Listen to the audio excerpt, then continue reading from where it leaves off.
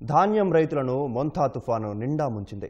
పంట చేతికొచ్చే దశలో ఇలా మొత్తం తుడిచిపెట్టింది. పెట్టుబడులు కూడా వచ్చే పరిస్థితి లేదని రైతులు ఆవేదన వ్యక్తం చేస్తున్నారు. ప్రభుత్వమే తమను ఆదుకోవాలని కృష్ణా జిల్లా దివిసీమ రైతులు వేడుకుంటున్నారు. కూటమి ప్రభుత్వం ముందుగానే సాగునీరు విడుదల చేయడంతో కృష్ణా జిల్లా దివిసీమ రైతులు నెల రోజుల ముందుగానే వరి నాట్లు వేశారు. పంటకు అనుకూలమైన పరిస్థితులు ఏర్పడి వరికి అధికంగా పిలకలు తొడిగి ఏపుగా పెరిగింది. పంట బాగా పండుతుందన్న అన్నదాతల ఆశలపై మోంతా తుపాను నీళ్లు చల్లి తీవ్ర నష్టాన్ని మిగిల్చి వెళ్లింది.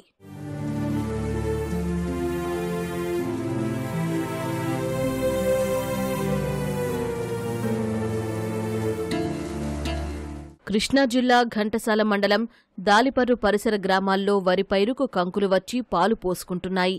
తుపాను సమయంలో వీచిన గాలులతో వడ్ల గింజలు ఏర్పడక తప్పలుగా మారాయి. కొన్ని చోట్ల పంట నేల కొరిగింది. ఇంకొన్ని కంకులు వచ్చే దశలో ఉన్నాయి.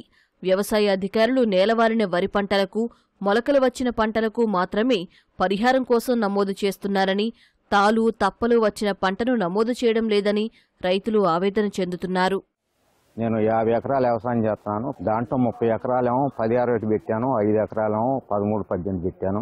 ఈ విషపు గాలికి ఏమైందంటే మొత్తం అటు ఇటు పడిపోయి నుంచున్న దాంట్లో కూడా సుంకు రాలిపోయి మొత్తం పొట్లిచ్చిపోయి. మరి ప్రభుత్వం వారు ఇప్పుడు పడిన దాన్నే రాయమంటున్నారు. కానీ పడిన దాంతో పాటు నుంచున్న దానికి కూడా అంతకంటే ఎక్కువ నష్టం ఉంది. 60-70% తప్ప తాలే పట్టుకుని చూస్తే అసలు గట్టి గింజే కనపడతలే. పడిన దాంతో పాటు దీని నష్టం కూడా అంతే. దీని కూడా నష్టపరిహారం ఇవ్వాల్సిందిగా కోరుకుంటున్నాను. నేను 1061 అనే వెరైటీ వేసాను. ఇది ప్రస్తుతం ఇప్పుడు తుఫాను ప్రభావంతో చాలా దెబ్బతింది. సుమారు ఈనేసి ఉందండి. ఈ ఈనిక దశలో ఉన్నప్పుడు ఈ కంకుల యొక్క పుప్పొడి అంతా రాలిపోయింది. ఈ తప్పలుగా తాలుగా తయారైపోయినాయి. మరియు కొన్ని చోట్ల మానుగాయ కూడా వచ్చిందండి. కాబట్టి ప్రభుత్వం వారు ఇలా నుంచున్న వాటికి కూడా అంచనా వేసి నష్టపరిహారం చెల్లించాల్సిందిగా కోరుతున్నాం. కౌలు తీసుకుని అప్పు చేసి సాగు చేసుకుంటున్న తమకు ఇప్పుడు గట్టెక్కే పరిస్థితి కనబడ్డం లేదని కొందరు రైతులు వాపోతున్నారు. మందులు తెచ్చి పంటను బతికించుకునే ప్రయత్నం చేసినా పెట్టుబడులు వచ్చే పరిస్థితి లేదని చెబుతున్నారు. నేను మామూలుగా 4 ఎకరాలు వేసాను. తుఫానికి మొత్తం అంతా దెబ్బతింది. ముందు కొట్టాలంటే ఇప్పుడు కొట్టిన ఇలవ దానికి ప్రతిఫలం ఉంటుందో ఉండదోనని సందిగ్ధంలో పడిపోయారు రైతులు. చాలా మటుకి అప్పులైపోయారు. మరి ఏం వచ్చేదేం లేదు.